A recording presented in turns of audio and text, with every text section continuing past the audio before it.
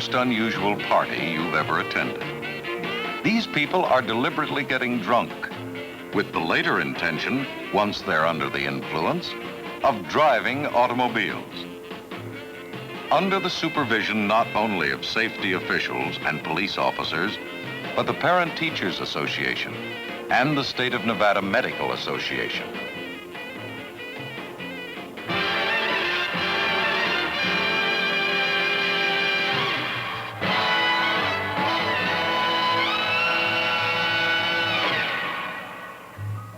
This is an alcohol driver's test conducted on a specially prepared driving range near Reno.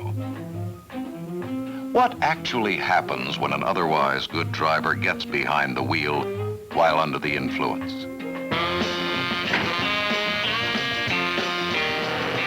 Modern life is geared to the automobile, a complex mechanism that in itself must be operated by an even more complex entity, you. The act of driving requires quick reactions, good coordination, clear vision, and split-second judgment. Yet today's motorized civilization, more than ever, likes to socialize, relax their tensions, enjoy life.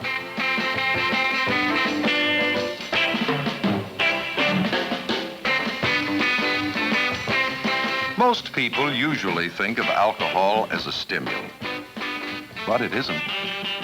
The impression of stimulation is simply a lessening of inhibitions. Alcohol is actually a type of anesthetic chemically related to ether and chloroform.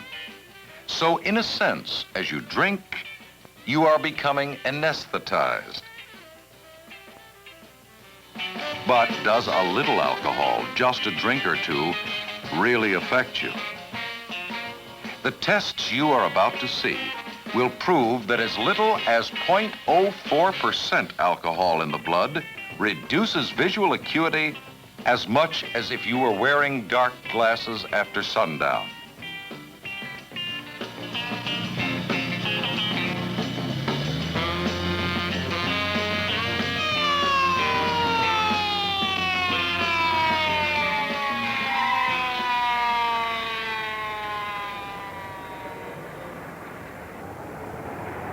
May I see your driver's license, please? Sure. Have you been drinking this evening, Mr. Dempsey? No, not at all. How did you happen to Maybe park one it? or two. Sir? One, maybe one or two at the most. One or two at the most? Yeah. Mr. Dempsey, would you mind getting out of your automobile, please? Would you be willing to take a sobriety test? Well, yes. Sure, I'll take one. Before I give you the examination, Mr. Dempsey, I want to advise you that anything you say or do, sir, may be used as evidence against you in court. Do you understand that? Yes, I understand that. Sure. He's lucky. This time, he's only going to be embarrassed. For running a red light, he could have been embalmed. It can happen anytime, anywhere, to anyone. But being under the influence doesn't help. It was to determine how much a driver is adversely affected by relatively small amounts of alcohol that the Nevada Alco Driver Test was developed. The first was the reaction test, to see how fast the subject could react and brake on signal. The officer actuated a mechanism that fired a marker onto the paper. The subject hit the brake as fast as possible.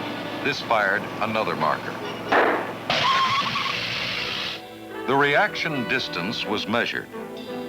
A good average for sober drivers was 0.55 seconds. Now, driving test number 2. Designed to check the subject's ability to maneuver a vehicle in close quarters.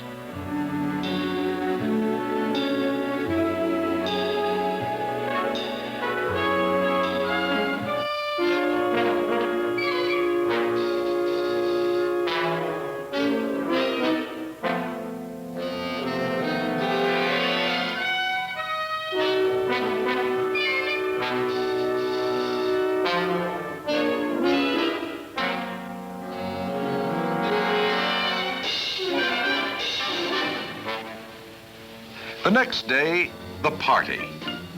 Each subject was allowed a predetermined amount of alcohol based on body mass.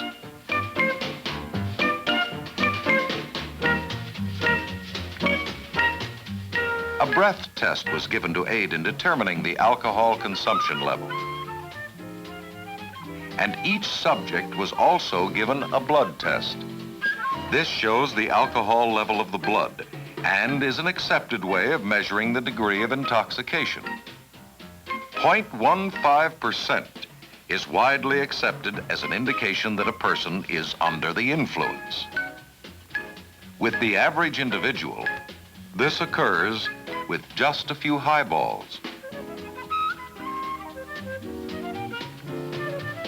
Then came an analysis of visual acuity, color vision, the all-important test for depth perception, visual reaction time, and so on.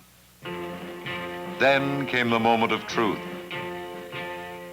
After all the speculation and the generalizations about driving while under the influence, the guinea pig drivers are ready to confirm or deny.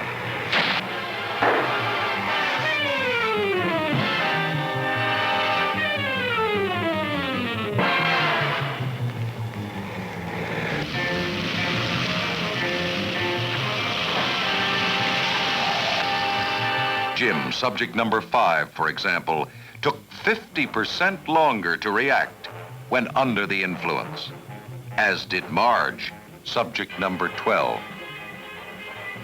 The second phase, measurement of the subject's ability to drive smoothly, coordinate, and maneuver in close quarters, showed that alcohol ruined the previous day's scores for everyone.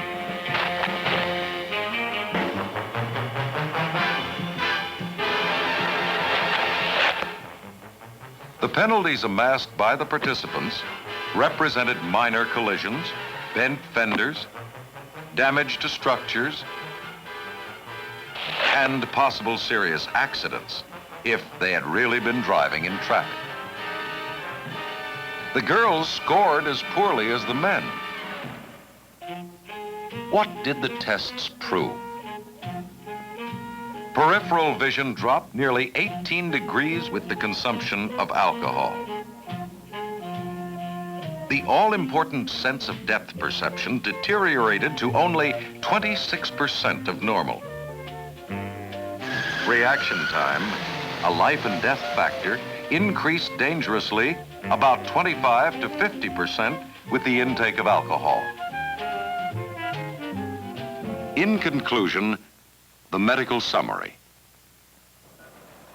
The Alco driver experiment proves without a doubt that a person's ability to operate a motor vehicle can be seriously impaired at levels far below the 0.15% blood alcohol content. The presumptive standard, equal to about 7 drinks, is not a realistic figure. Immediate consideration should be given to reducing the under the influence standard downward to the 0.10%. I can't do it in the shoes. But would you like to take your shoes off? Yes, please. None of these people planned to put themselves on display like this. They were caught in the driver's seat after they had put others, as well as their own lives, in jeopardy.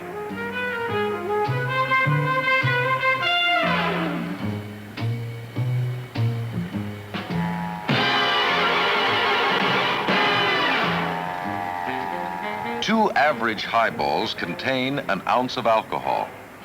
It will take your body about 3 hours to oxidize it. If you have had 3 or 4 drinks, up to 6 hours, and so on.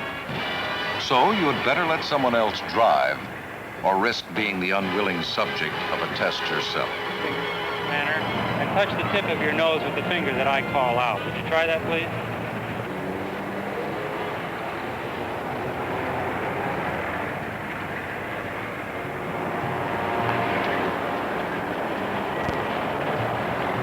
Okay, Mr. Dempsey. That's fine. You didn't do too well on that. How many drinks did you say you had, sir? One or two. One or two drinks? Two at the most. That's a little hard to believe. Would you step over here to the car, please, sir? You're under arrest for drunk driving. But people like this prove that even a few drinks seriously impair your ability to see, react, coordinate the most important skills of this motorized age. Don't let a few drinks foul up that complex, finely balanced entity, you, when you have to get behind the wheel.